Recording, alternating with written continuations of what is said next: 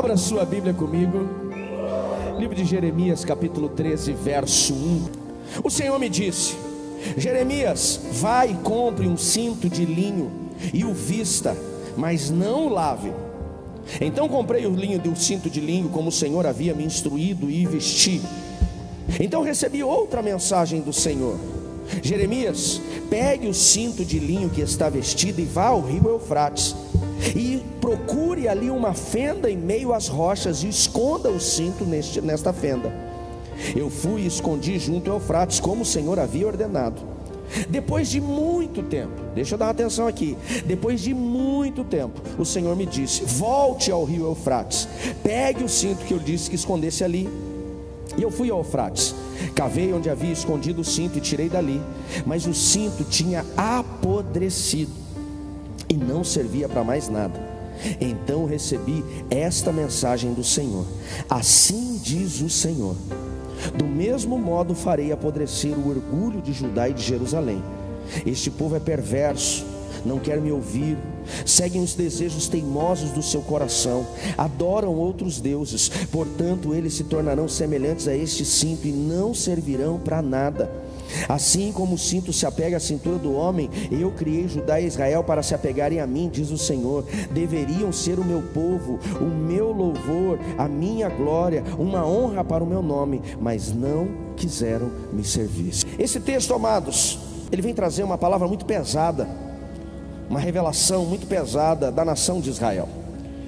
E por mais que algumas pessoas tenham dificuldade, Juninho, quando vão estudar as escrituras, vão fazer o seu devocional, e esse devocional passa para o livro de Jeremias ou de Ezequiel. Não sei se vocês têm essa dificuldade, mas uma parte da minha vida, Kettner, quando eu abria a Bíblia, eu ia fazer um ouvir e abria a Bíblia em Jeremias, eu tinha vontade, William Mar, de sair correndo. Ezequiel, então, pelo amor do amor, eu entrava em desespero. Por quê? Porque são talvez alguns dos livros, ou talvez os dois livros mais intensos e mais firmes da palavra de Deus. São muitas palavras de juízo. E quando abrimos a Bíblia, ou quando vai se ministrar sobre Jeremias, a gente dá logo aquela estremecida, porque a gente sabe que vai sobrar uma chibatada para o nosso lombo. E por quê? Porque na verdade o livro de Jeremias e o livro de Ezequiel, eles não foram escritos exatamente no mesmo tempo, mas foram escritos para o mesmo povo em tempos muito próximos. E podemos dizer que o livro de Jeremias e o livro de Ezequiel, eles têm até Lucas uma sequência que nós precisamos entender. Por mais firme, Talita, que o livro de Jeremias seja, ele não é um livro de juízo. O livro de juízo mesmo é o livro de Ezequiel. O livro de Jeremias, do seu capítulo 1 até o seu capítulo 19, na verdade, é um livro de misericórdia. São textos de misericórdia. Pastor, mas eu não encontro muita misericórdia. É uma misericórdia revelada através de um alerta. Você vai ver que Deus vai falar do capítulo 1 até o capítulo 19 com o povo de Israel e o povo de Judá, as duas nações irmãs, que é um só povo que foi dividido por conta do pecado do povo. Deus trazendo palavras de alerta, confrontos, dizendo para eles: ei, cuidado, porque este caminho que vocês estão indo é um caminho perigoso.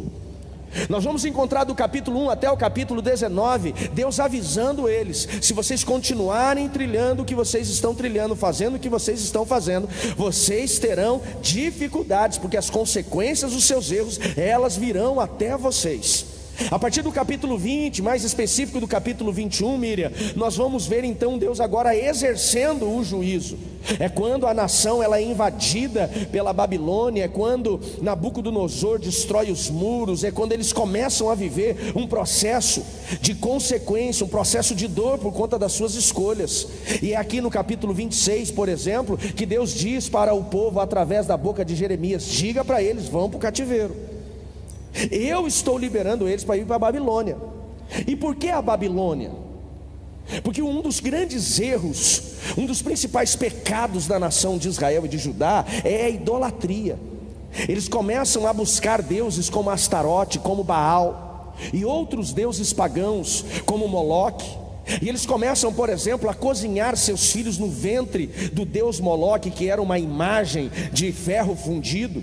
E essas crianças eram oferecidas em sacrifício nesse ventre, onde eles acendiam fogo, e a criança ela era assada viva ali. Para quê? Para eles terem prosperidade, para eles terem poder. Diga comigo, misericórdia. Meu Deus, que misericórdia, mas sem graça isso. Foi tenebroso.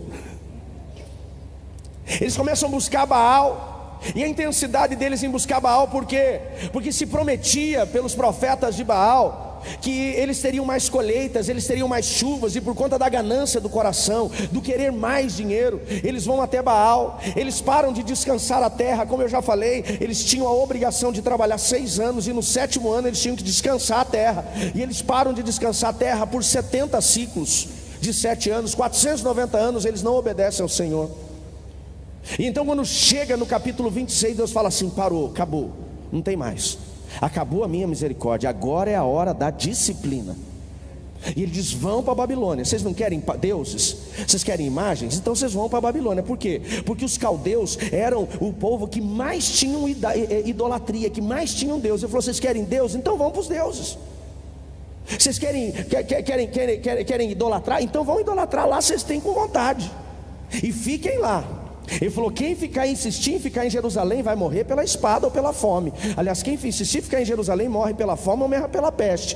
Quem tentar fugir para o Egito vai morrer pela espada. Vão para o processo. Agora é a hora de vocês serem corrigidos.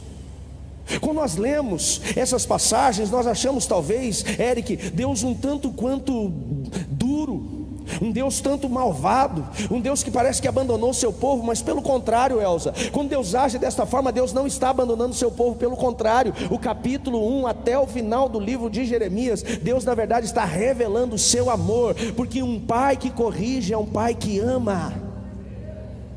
O maior erro que nós pensamos é que para sermos bons pais nós temos que dar tudo que os nossos filhos pedem. Não. Ser abençoado por Deus não revela o amor de Deus por você, porque até ímpio é abençoado por Deus e ele não é filho. A bênção, ela não é inerente ao amor de Deus, é inerente à misericórdia. Ela está ligada, conectada à misericórdia e à graça de Deus. A misericórdia não receber o mal que se merece, a graça receber o bem que não se merece. Agora a correção, a disciplina revela o amor. A palavra do Senhor diz assim, pastor Cláudio: Deus corrige o filho a quem ele ama. A palavra não diz Deus abençoa os filhos que ele ama,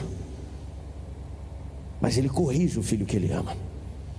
E o livro de Jeremias inteiro, então, ele tem o objetivo de alertar um povo que estava longe demais dele. Já o livro de Ezequiel, esse já é o livro do juízo. O livro de Ezequiel, agora Deus vem revelar o porquê eles estavam no cativeiro. Jeremias, ele é o profeta que inclusive não foi acreditado pelo seu povo. Ele foi surrado, aprisionado pelo seu povo, pelo rei, pelos soldados. Eles diziam: não, Deus vai guardar a gente. Deus dizia através de Jeremias: não vou. E eles diziam: não, Deus vai guardar. Deus dizia: não, arruma. Ele falou: não, está tudo bem. Então Jeremias, ele é pré-cativeiro. Pré-cativeiro é o profeta Jeremias falando o que iria acontecer se eles não mudassem. Ezequiel é dentro do cativeiro. Ezequiel então começa a revelar tudo aquilo que estava acontecendo e ainda iria acontecer no cativeiro. Ele começa a falar o porquê eles estavam vivendo a fome, o porquê eles estavam vivendo a desolação da cidade de Jerusalém, o porquê que eles estavam sofrendo. Agora eles estavam vivendo o juízo. Então quando Deus fala com a gente através de Jeremias, é porque Deus ainda está alertando. O que eu não quero, eu amo a Bíblia, mas eu não quero chegar até o profeta Jeremias, eu não quero chegar até o profeta Ezequiel. Eu não quero chegar no juízo. Quem está me entendendo, diga amém. O livro de Jeremias, você vai ver Deus fazendo algumas analogias. Deus falando para Jeremias: compre um jarro, compre um vaso, uma botija, compre um terreno, compre um cinto. E todas as vezes que Deus mandou Jeremias comprar algo, ele estava revelando aquele algo a Rafael, comparando a fidelidade ou a realidade do povo de Israel. Ele fala para Jeremias: compre um jarro de barro. Ele compra um jarro de barro. Ele diz: agora vá até a entrada da cidade onde fica o oleiro e ficam os sacerdotes. Ele chega e Deus fala assim: quebre esse barro no chão. Ele quebra e Deus diz: assim vou fazer com Israel. Ele diz: compre um terreno. Jeremias compra um terreno e falou: agora deixa o terreno criar mato, deixa crescer a erva daninha. Essa é a minha Israel que me abandonou. E aqui ele diz para Jeremias: compre um cinto. E Jeremias comprou, Dani, o cinto. Ele falou: coloque o cinto na sua cintura. E ele usou o cinto. Depois de algum tempo Deus falou: agora leve o cinto até o Eufrates, procure uma fenda na rocha, esconda o cinto ali. E ele fez. E depois de muito tempo, olha aqui, preste atenção, quando Deus fala para Jeremias: compre um terreno, compre um cinto, a Bíblia diz que demorou tempo. Demora tempo para o mato crescer, demorou tempo para esse cinto apodrecer. Sabe o que isso revela? A misericórdia de Deus. Tem gente que Deus está confrontando você com amor, para que você mude seu comportamento, e talvez por conta do tempo que está levando, você está levando na brincadeira já. Cuidado com o tempo. Talvez Deus está te dando uma oportunidade através do tempo para você mudar a sua história, mudar a sua vida, e você não está mudando. Enquanto você não está mudando, algo aí dentro de você está apodrecendo. A Bíblia diz que ele esconde lá na fenda da rocha aquele cinto, e depois de muitos dias, tem algo ali no início do verso, Vanderlei, que me chama a atenção, que Deus diz assim para Jeremias: compre o cinto e não o coloque na água. Por quê? Era um cinto de linho, cinto de tecido, e os cintos de linho naquela época, para que eles não viessem perder a sua estrutura, eles eram engomados. A ideia da goma é que ele se tornasse mais impermeabilizado e não perdesse a sua estrutura e a sua função. Só que não poderia se molhar, que senão a goma saía. E Deus diz para Jeremias: não molha, não perde a estrutura. Leva esse cinto engomado do jeito que ele está, protegendo o tecido, impermeabilizado do jeito que ele está, para a fenda, e deixe lá. Então passou muito tempo até que esse cinto viesse umedecer, viesse bolorar e viesse apodrecer. Mas aconteceu. E Deus falou: agora pegue o cinto. E quando ele pega o cinto, a Bíblia diz que ele estava podre e de nada servia. E o que Deus diz, Cíntia, para Jeremias: este é o meu povo, que não serve para mais nada. No capítulo 13, algo específico eu quero chamar a sua atenção, que foi um dos motivos que levou esse povo ao cativeiro. Por que Deus está comparando aquele povo naquele momento a um apodrecimento? Ele diz assim no verso 9, pastor Anderson: assim diz o Senhor, do mesmo modo eu farei apodrecer o orgulho de Judá e de Jerusalém. Este povo perverso que não quis me ouvir, que segue os desejos teimosos do seu coração, que adoram os seus deuses, portanto eles se tornarão semelhantes a este cinto e não servirão para nada. Sabe o que Deus está revelando? Olha para mim aqui, igreja, com muito amor e carinho eu preciso dizer isso para vocês. Deus está dizendo que eles estavam apodrecendo por causa do seu orgulho.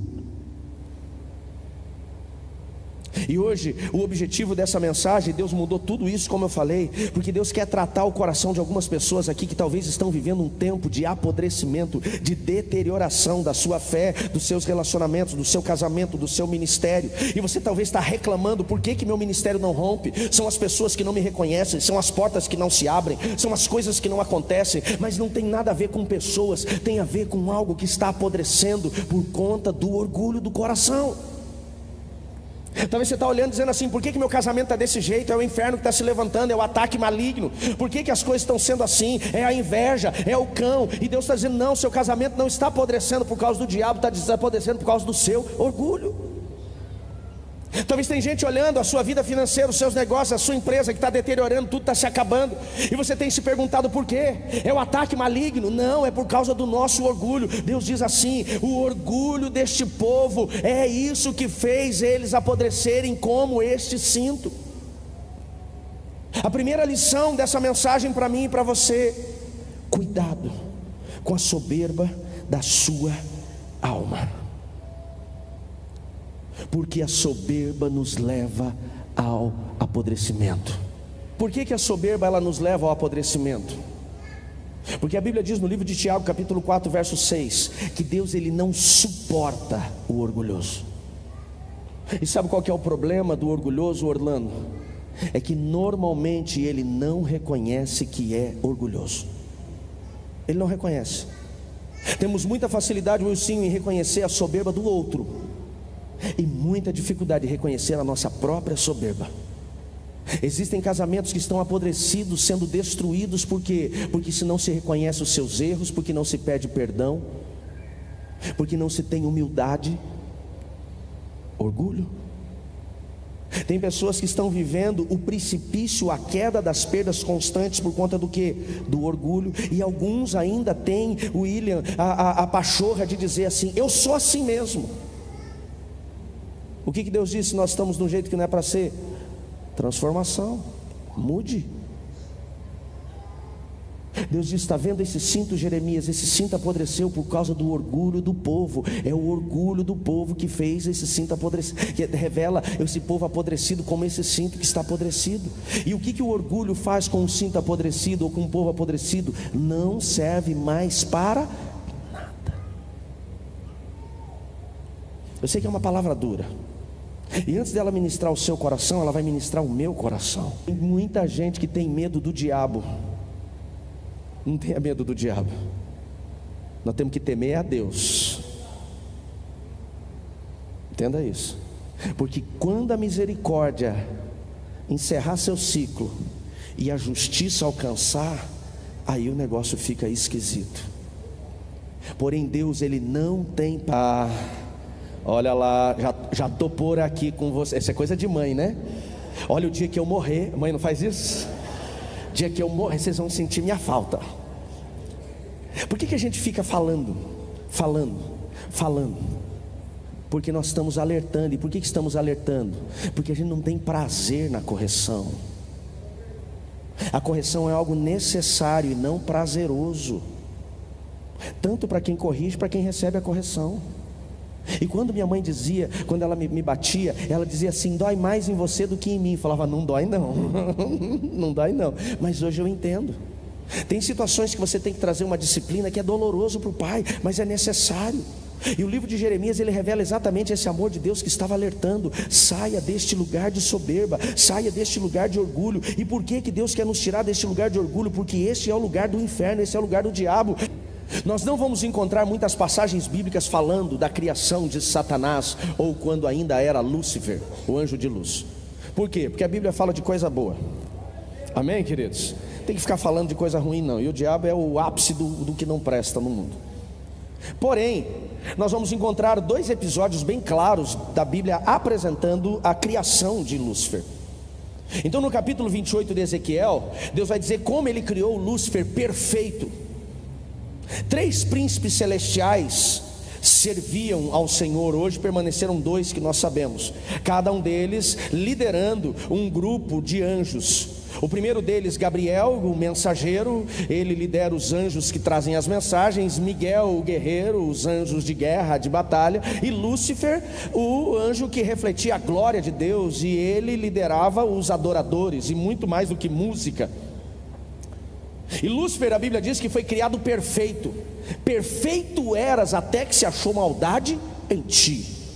E qual foi a maldade que se encontrou em Lúcifer? Antes de qualquer coisa, a sua soberba. O pecado, ele não começou através de Adão. Adão foi o primeiro homem a pecar. O pecado, Gerson, começa em Lúcifer. Tudo era perfeito, até que se achou maldade em ti. Onde começou essa maldade? Através do orgulho, da soberba de Lúcifer. Olha o que a Bíblia diz no capítulo 14 de Isaías, verso 12: como você caiu dos céus, ó estrela brilhante, ó filho da alvorada. Filho da alvorada ou estrela d'alva, ele faz menção àquela estrela que nós vemos pela manhã, quando acordamos no dia limpo, 5:30, 6 horas da manhã, dependendo da região que você estiver. Ele começa a ter aquela estrela brilhando, e o sol vai nascendo, e quando ele nasce a estrela some. Por quê? Porque na verdade não é uma estrela, é um planeta. E o que está brilhando nela é o reflexo que ela está refletindo a luz do sol. Porém, quando o sol nasce de fato, ela some, porque ela não tem luz própria, ela só reflete. Então essa é a menção a Lúcifer. Ele não tinha luz própria, ele não tinha luz e glória, ele refletia a glória de Deus. Mas porque ele refletia a glória de Deus, e quando Deus estava chegando, refletindo a glória de Deus, a glória do Senhor nele. Eu estou falando muito rápido? Posso continuar? Que eu vou empolgando. Refletindo a glória do Senhor nele, os anjos olhavam e falavam: uau, o que é isso? Ele começa a querer aquilo para ele, o seu ser se ensoberbece. E a Bíblia diz: então você foi lançado. Você que debilitava, destruía as nações, foi lançado à terra. Pois você dizia consigo: eu subirei aos céus, eu colocarei meu trono acima das estrelas de Deus, eu dominarei no monte de Deus. Eu dominarei nos lugares distantes do norte. Eu subirei os mais altos céus, e eu serei como o Altíssimo. Diga assim comigo: o eu revela o ego. Diga aí: o ego revela o orgulho. O ego superinflado. Cuidado se você tem falado muito eu faço, eu aconteço, eu tenho, eu. O eu de Lúcifer revelou a soberba da sua alma, e Deus o lançou à terra. Lucas 19, Jesus diz: eu vi Lúcifer, ouvi Satanás caindo do céu como um trovão.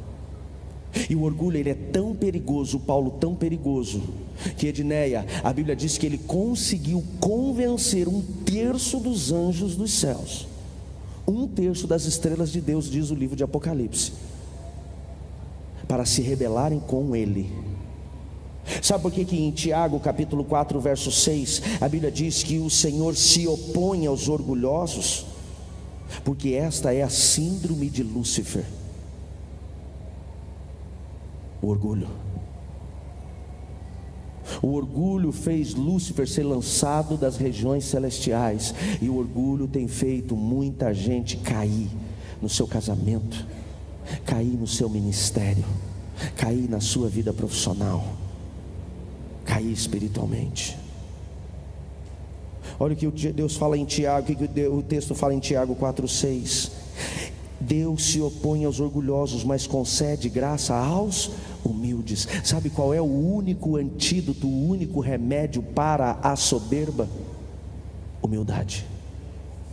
E se você tem reclamado, que tem passado por humilhação constante, às vezes nós nos colocamos naquele lugar e diz assim: Olívio, eu não aguento mais tanta humilhação, eu não aguento mais ser humilhado do jeito que eu estou sendo. Será que você não está sendo humilhado exatamente porque é soberbo? Olha o que ele fala em 1 Pedro capítulo 5 verso 5. 1 Pedro capítulo 5 verso 5 diz assim: da mesma forma, jovens, sujeitem-se aos mais velhos, e sejam todos, quem são? Meu Deus, Jesus Cristo, vocês foram embora, me abandonaram. Quem? Ele diz: todos humildes uns para com os outros. Está falando de relacionamento. Sejam humildes uns com os outros. Sabe onde começa a nossa humildade? Onde tem uma pessoa ao nosso lado, ali devemos ser humildes. Começa dentro da nossa casa, começa junto do marido, da esposa, dos filhos, do pai, da mãe. Passa para o nosso trabalho, passa para o ônibus, no trânsito, passa com o garçom que atende você no restaurante, a moça do balcão. Sabe por que talvez algumas pessoas ainda estão vivendo o processo de humilhação? Porque está lhe faltando humildade, e você está sendo tratado exatamente pela sua falta de humildade. Ele diz: sejam humildes uns com os outros. Deus se opõe aos orgulhosos, mas concede graça aos humildes. E aí ele continua: portanto, humilhem-se debaixo da mão poderosa de Deus, para que Ele os exalte no tempo devido. Às vezes nós estamos dizendo: Leozinho, eu não aguento mais tanta humilhação, tanta humilhação, tanta humilhação. Então seja humilde, porque quando nós somos humildes não seremos humilhados. O processo do tratamento do orgulhoso é a humilhação, e não é Deus que nos humilha, é o próprio orgulho que nos leva a este lugar de humilhação. Se você tem sentido a humilhação dentro da sua casa, do seu casamento, é porque talvez é exatamente neste lugar que está faltando a humildade. É exatamente neste lugar que nós estamos sendo soberbos. Quais são as características de uma pessoa soberba? Vamos entender isso. Se você quiser anotar, vale a pena. Primeiro, uma autoconfiança exagerada. Pessoas orgulhosas geralmente têm uma forte autoconfiança, e eles acham que são melhores do que os outros. Segunda, a resistência em admitir erros. Normalmente o orgulhoso não consegue admitir onde ele falhou, e a culpa é dele, e ele coloca nas costas de quem ele quiser, Alexandre. Junto com a dificuldade, a resistência de admitir erros, ele também tem a resistência de vir pedir perdão. Se você tem dificuldade de pedir perdão para o seu esposo, para a sua esposa, isso revela soberba. Independência também revela o coração orgulhoso, faz tudo sozinho, não presta contas para ninguém. Maridão, depois que você casou, mesmo você sendo o sacerdote da casa, É necessário você entender que a submissão é viver sob uma mesma ação, e você tem que conversar. Esposa, você pode ser criada por uma mãe matriarcal que mandava, fazia chover, fazia ter tempestade, vir sol, mas no dia que você casou, você não é mais essa mulher, e você tem um marido para você caminhar do lado e não na frente. Não é independente. A independência revela o orgulho. Sensação de superioridade, atitudes de superioridade revelam o orgulho. Teimosia e inflexibilidade. O orgulhoso pode manifestar uma forma muito forte de teimosia. O orgulhoso, ele pode resistir mudanças. Cuidado. Dificuldade de pedir ajuda. Orgulhoso está lascado, arrebentado, sofrendo, mas está lá, sozinho. Orgulhoso. Exibicionismo, mostrar tudo que faz, eu, orgulhoso. Dificuldade em receber críticas. Eu sei que crítica é ruim, mas existem pessoas que nos amam e muitas vezes elas vão nos trazer um conselho. O orgulhoso, ele não consegue ter conselho. Você quer ver uma pessoa orgulhosa? Ele chega na sala do pastor e você fala assim: não, como é que você está fazendo isso? Ele fala: então, minha experiência. Falou: não, já fiz. Então, se você fizer, já fiz. Eu na terceira vez já não falo mais, porque ele não quer conselho. Ele é bom demais para fazer isso. Essa é a síndrome de Lúcifer. Eu. E Deus diz a Jeremias: este povo está apodrecido por causa do seu orgulho. Para onde o nosso orgulho está nos levando? Provérbios capítulo 8, verso 13 diz assim: temer ao Senhor é odiar o mal. E Deus diz: eu odeio o orgulho e a arrogância. Deus odeia o sentimento orgulho dentro de nós. E se Deus odeia o que está em nós, Guilherme, será que não estamos sendo afastados de Deus? A Bíblia diz: ele abomina o orgulhoso. Provérbios 11, 2 diz assim: quando vem o orgulho, junto vem a desgraça. Deus se opõe ao orgulhoso. Eu lembro de duas coisas que deixaram a pessoa de Deus indignada. Duas. A primeira delas é o orgulho. Quando a Bíblia fala de Gênesis e Apocalipse que Deus se opõe ao orgulhoso. E a segunda é a falta de frutos. Quando Jesus chega à videira e não encontra frutos, não era a videira, era a figueira. Ele não encontra frutos e ele amaldiçoa a figueira. Tem duas coisas que têm afastado as pessoas de Deus: a falta de frutos e a soberba. E talvez a falta de frutos de alguns venha exatamente, Milson, por conta da soberba. Agora, como que esse povo foi soberbo? A segunda lição e última desse texto, vai comigo no verso 10, por gentileza. Deus revela não só um coração soberbo, Diego, como Deus também revela quais foram os comportamentos pecaminosos que os levaram ao orgulho. Ele diz: esse povo está apodrecido, eles não servem para mais nada por conta do orgulho do seu coração. E antes de Jeremias perguntar, mas como eles foram orgulhosos, Deus diz assim: sabe como eles foram orgulhosos, Jeremias? Ele diz assim: esse povo foi orgulhoso por quê? Porque esse povo é maligno. Na versão corrigida ele diz assim: esse povo é perverso. Maldade. Cuidado com a maldade, porque todo soberbo ele vai agir com maldade, ele vai ser mau. E mal não é aquele que apenas faz a maldade, é simplesmente ele ter a oportunidade não de fazer o bem e não fazer, ele já está sendo mal. Quem está aqui comigo, diga amém. A Bíblia diz que aquele que pode fazer o bem e não faz, peca. Ser mal não é simplesmente você ser perverso em todas as suas atitudes, mas é você poder fazer o bem para sua esposa, para o seu esposo, para os seus filhos, para os seus colegas de trabalho, e você não conseguir fazer, ou você não querer fazer. Ele diz: esse povo é mau. Segunda situação que levou esse povo a esse lugar de orgulho, segundo comportamento pecaminoso que levou esse povo a esse lugar de orgulho, ele diz: eles se recusam em ouvir as minhas palavras. Eles não querem me ouvir.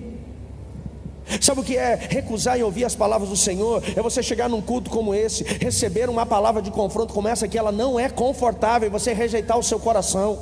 Tem gente que abandona a igreja quando a palavra confronta o seu pecado. Ei, se você está procurando igreja que pregue, pastor que pregue só o que você quer ouvir, você está indo para o lugar errado. Porque nem todas as coisas que você ouviu dos seus pais você quis ouvir, mas te trouxeram até aqui. Quem está entendendo, diga amém. Nem tudo que você vai ouvir de Deus é algo que você quer ouvir, mas é algo que eu e você precisamos ouvir. Confronto é fundamental. Ele está dizendo de um povo que rejeitou. Ele falou: eles recusam ouvir as minhas palavras. O que é o recusar ouvir? Eles não querem colocar em prática. Significa que eles sabiam que estavam andando no caminho errado, mas não quiseram. Quando Jeremias é levantado por Deus para profetizar, Jeremias foi um dos profetas que mais profetizou no Velho Testamento, e foi um dos profetas que menos foi acreditado no seu tempo. As palavras de Jeremias ecoam para nós hoje, mas para o seu povo não ecoou. Por quê? Porque eles recusaram. Tem um episódio quando Jeremias ele está ali profetizando, eles batem na cara dele, eles amarram ele numa cisterna, eles deixam ele passando fome. Por quê? Porque ele representava a voz de Deus que eles não queriam ouvir, e por conta de tudo aquilo que eles fizeram, eles foram levados ao lugar de dor, orgulho. Terceiro comportamento pecaminoso que levou esse povo ao cativeiro, levou esse povo ao orgulho. Ele diz: esse povo caminha segundo a dureza do seu coração. Dura serviço, não se prostra, não muda. Você já parou para pensar que Deus colocou você talvez no lugar onde você está, que é um lugar desconfortável, exatamente para você ser tratado neste lugar? Porque tem lugares que a gente vai que a gente não gosta de estar ali. A bênção de Deus não revela a sua paternidade. O que revela a paternidade de Deus é a disciplina. Eu corrijo o filho a quem eu amo. Tem gente que olha o ímpio e fala assim: o ímpio, ele não está nem na pista. O ímpio, ele já está andando na ladeira, e ele faz tudo errado, e não acontece nada com ele. Eu coloco o pé na faixa, e eu coloco o pé na faixa, parece que a consequência vem em cima, a palavra vem em cima. Deus levanta a palavra para confrontar, um profeta para confrontar, a consequência me arrebenta. Por que Deus? Porque Deus não tem compromisso com o ímpio. O ímpio pode sair da estrada, o ímpio pode pegar um atalho, pode fazer o que Deus tem, ele é criatura. Mas Deus tem compromisso com o filho. Ou você corrige o filho do vizinho que está bagunçando, que às vezes até chama atenção: ô menino, sai daí. Mas você não pega a vara e vai corrigir ele, você corrige os teus. Se você está no lugar onde você está desconfortável, é porque talvez Deus te levou a este lugar para ser tratado. Não endureça o seu coração. Ele diz: esse povo caminha segundo a dureza do seu coração. Não quer viver o processo, não quer ouvir o confronto. É gente sem maturidade. E o último o comportamento pecaminoso daquele povo, Deus diz assim: e eles andam após outros deuses para servi-los e adorá-los. Idolatria. A idolatria, Samuel, ela não é ter uma imagem em casa. A idolatria é você colocar algo no lugar de Deus, alguém no lugar de Deus. Se você está colocando o seu ministério no lugar de Deus, está sendo idólatra. Se você está colocando sua empresa no lugar de Deus, está sendo idólatra. Se você coloca seu casamento no lugar de Deus, está sendo idólatra. Se você coloca a tua casa no campo, na praia, no lugar de Deus, está sendo idólatra. E sabe o que a Bíblia fala que Deus faz com os ídolos? Ele tira. Ele tira. Deus não teve problema nenhum de arrancar os ídolos do meio de Israel. E chegou a hora que Deus tirou até Israel do meio de Israel. Tirou eles de Jerusalém. Essas foram as falhas que revelaram o orgulho desta nação. E ele diz assim: e por conta desses pecados, este povo não servirá para nada. Na versão NVT diz assim: tal serão como este cinto que não presta para nada. Onde tem orgulho, Deus não vai usar.